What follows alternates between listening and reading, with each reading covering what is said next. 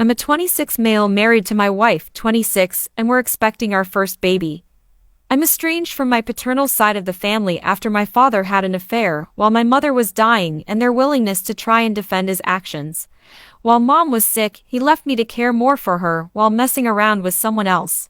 He even brought said other woman to my mom's funeral. His family also tried to get my mom to forgive before it's too late, while she was still alive. It was a nightmare. I was 15, and it was a lot. Mom needed to be cared for, and I was the only one who could when my aunt had to work. After my mom died, I moved in with my aunt. My father married the other woman and invited me to the wedding, but I didn't go or even acknowledge the invite. I had nothing to do with any of them. I heard he died last year, and it was no concern to me. I also found out he had 2 kids. His other woman's second wife died 4 months ago. My paternal grandparents took the kids in, but they didn't feel like they could raise 2 preschoolers or whatever age they are. They mentioned me to a social worker who approached me and asked if my wife and I would be willing to raise these kids. We said no. The social worker noted it and said they wouldn't approach me again. My grandparents haven't given up and contacted me and my wife both over this. They tried to use guilt trips and sob stories about foster care being horrific for kids, and one is a little girl, so it's even worse. None of this changed anything for me, and then they tried getting my aunt to talk to me. They showed up at her house with the kids and appealed to her as a former foster kid. She and my mom both were. She told them to get the HCK out. I ended up talking to them over the phone instead of ignoring their messages. We talked. They told me after they went to my aunt's house, they'd spoken to the social worker again, and now the kids are in care. They asked me how I could be okay with my siblings being in care. I said I don't care that their grandkids are in foster care, they're nothing to me, and I will not pretend I care about saving them. I said they need to accept the kids are now in care, and a social worker will work on finding them a good family, but they need to accept that I will not be that. They called me a monster and said I should be ashamed of myself, and they hoped the birth of my child would bring me nothing but guilt. Am I an IDOT?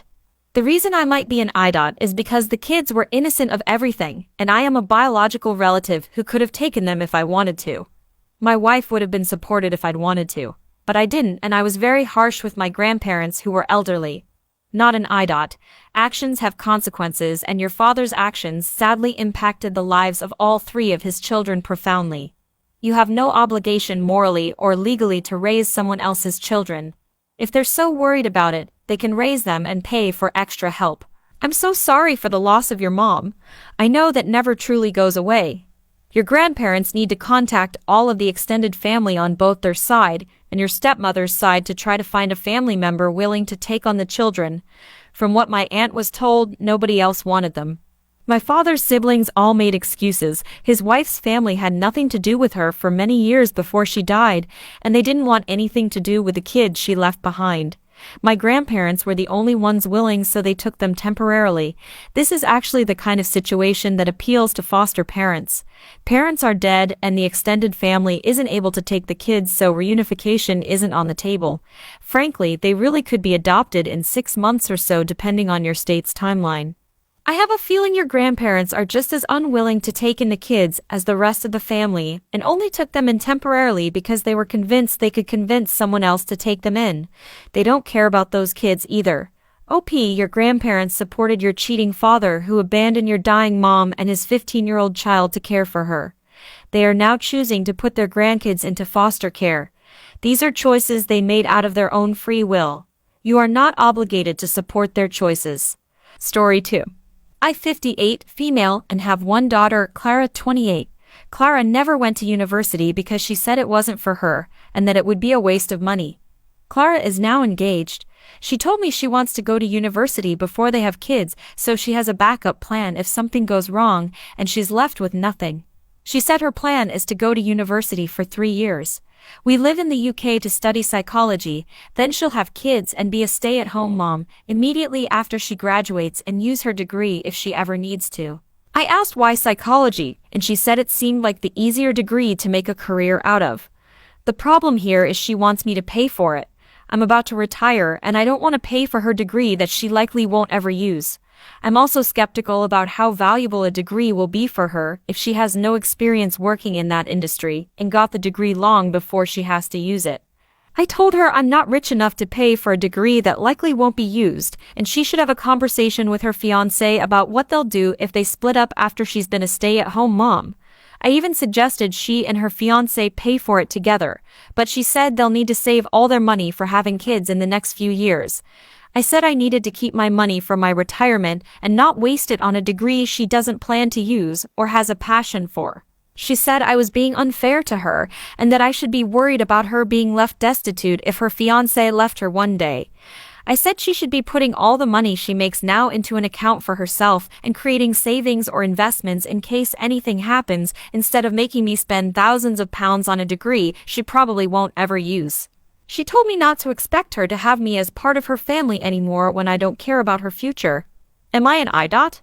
Edit, she worked odd jobs for the first few years, but she's been a yoga instructor since she was 22.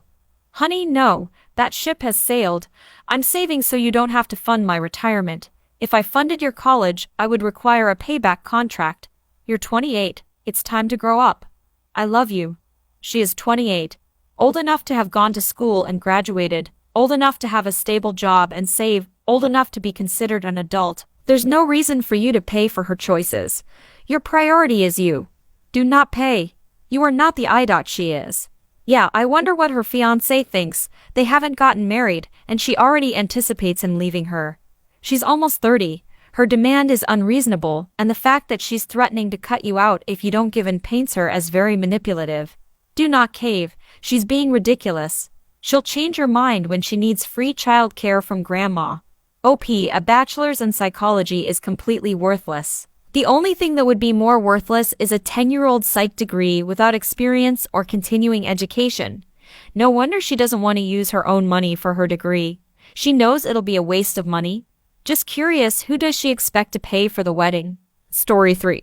My wife visited her sister 2 weeks ago and left me responsible for her plants. She has a bunch of potted flowers, succulents, and cacti on the balcony and in the backyard. She's very attached to them and calls them her babies. I'm not a big fan of plants, but I promised her that I would water them every day. However, I got distracted with work and other things and completely forgot about the plants. When she returned yesterday, she was horrified that some were wilted, dried out, or dead. She got furious and accused me of being irresponsible, careless, and insensitive. She said I don't respect her hobby and that I don't care about her feelings. She said the plants were important to her and I should have been more attentive. I apologized and explained that it was an honest mistake, but she didn't want to listen. She's been giving me this silent treatment since then and refuses to speak to me. She said she'll continue to do so until I make things right. I think she's overreacting and being dramatic. The plants are cheap and easily replaceable. She can buy others like them, or even better ones at the gardening store. I don't understand why she's so upset over something so trivial. I know I messed up by forgetting to water the plants, but I didn't do it intentionally. They're just plants, not people. Am I an IDOT? You are an IDOT. She asks you to do one favor while she's away and it slips your mind, not just once or twice, but for 2 whole weeks. It's not about the plants, although those matter and are not simply replaceable. It's about how your wife is so utterly unimportant to you that you can't spare a single cell of your brain to do something small to help her. And there's no doubt in my mind that this is not the first time you've demonstrated this. I'm also unsure if you paid attention to plants because cacti and succulents don't need to be watered every day, or if you also didn't pay any attention to the specific instructions she gave you about which plants to water, and if you had remembered you would have murdered the succulents with overwatering. To add to this, many people with lots of plants have some that were given to them by people they care about, like a cutting of a Hoya from your mom's plant or the lily bulbs I have from my great-grandfather's garden. Just because they're not an expensive variety doesn't mean they're low value. Not to mention all the time and effort she's put into her garden. Dude, you had one job. One. I'm glad you weren't responsible for caring for pets or children. Sorry, honey, I forgot to feed the kids for 2 weeks, but no biggie. We can make new ones easily, right? You broke your promise to your wife, and now you're calling her dramatic and her feelings trivial. Right about now, your wife is thinking you are cheap and easily replaceable. She can get another spouse just like you, or even better at the gardening store. Story 4. My son Cordantine is a wrestler and struggles with being bipolar and bulimic. He's been in therapy since last year after his mom and I started getting a divorce, and he wasn't taking it well. Things got so bad that he had to quit wrestling after his coach caught him throwing up in the bathroom. So far Corden seems to be doing better and is on meds that seem to work for him. He even started wrestling again this year. His mom got engaged to the man she had an affair with last month, and since then Corden seems to be slipping again. I'm pretty sure I've heard him making himself sick, and he's been in a bit of a funk after he quit talking to one of his teammates. After one of his therapy appointments, I spoke with his therapist about my concern and how I could help more if I felt Corden was sinking again. He kinda slyly told me and my ex that maybe he might be scared of coming out to us and he had a bad breakup. Luckily Corden was waiting in the car and didn't hear that. I was furious, not because my son is gay, but because he didn't get to tell me himself. I cussed his therapist out on the spot and told him how unethical it was to tell me what he and Corden had talked about announcing a teenager. I threatened to report him after he said he was trying to help us.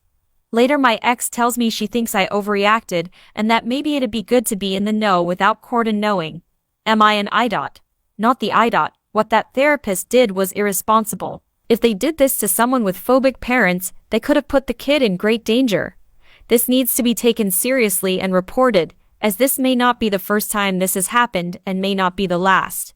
The therapist should have talked with your son about finding a way to open up to you safely. They have destroyed all sense of trust your son had in them and likely undone a lot of work. It would be best if you found a new therapist for him. Oh my God, I wish more parents were as fast as you to call out how horrendous and dangerous it is to our kids, particularly those still dependent on their families. Of course, the cheetah thinks hiding things and manipulating people is fine.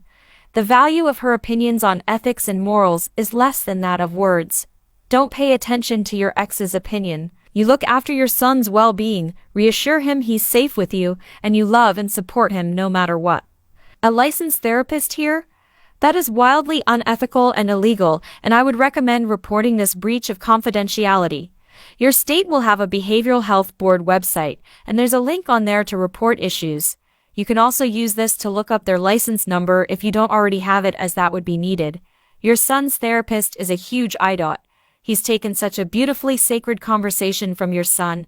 I'm absolutely furious on behalf of your son. Story 5. I am a 23-year-old woman working in tech. We have a large office of about 50 people.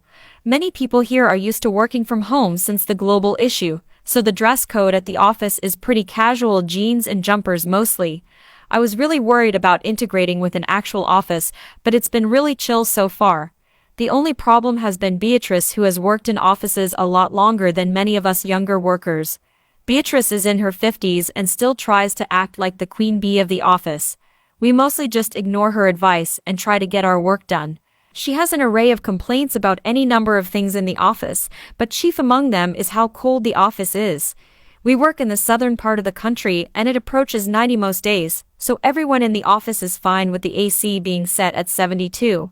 With the strong fans in our office, it often feels cooler. Beatrice tends to wear low-cut cardigans and pullovers and no bra. This will be important later. She constantly complains about how cold it is in the office, even though we all tell her to put on an extra layer. One day in the lunchroom she said I must be lucky not to feel the cold with my extra layer of blubber. I have a little extra fat, but I'm working down after struggling with an ed. This really stung me, and I said maybe she should stop dressing like she works at Hooters if she wants to stay warm. She walked stiffly out of the room. My coworker told me she heard her crying in the bathroom. I feel bad for making her cry, but I also felt offended, and she implied only a fat person could be comfortable in the AC. I dress reasonably. Edit, she's made multiple comments about my outfits not fitting. I'm MTF transgender, and I cannot wear all the outfits in my wardrobe perfectly. Not an IDOT. She insults you on your weight, and you fire back with an absolute gem, and she gets upset about it. Beatrice was stirring the pot, and you just handed her the spoon and made her take a taste. She needs to learn to take it if she's gonna sling it. I'm concerned that OP doesn't seem to realize that, as satisfying as her response at the moment was, it was 100% the wrong way to go in an office setting and could bite her in the butt. Both will get in trouble. HR doesn't care who started it. A harassment accusation. That's a big league. They 100% would be required to investigate and take action to reduce liability. They can't risk being a company that looks the other way. A hostile work environment? That's reality. Yeah, you'd probably both be in hot water at any professional organization right now, but comparing the two statements, I get a slap on the wrist for mentioning someone is fat. If I told a woman she dressed like she works at Hooters, I'd be fired for sure. Probably that day.